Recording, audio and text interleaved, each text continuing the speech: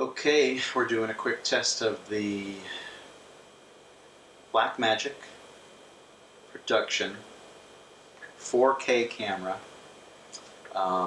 in the new studio, and we're just using the onboard audio right now that's built into the camera. So I'm not expecting much in terms of audio, but want to just make sure that this at least looks good, because we spent a lot of money on equipment, and we want to make sure that it works and looks good and does the best of what we want to do. So we're going to put this on the computer and see what it looks like.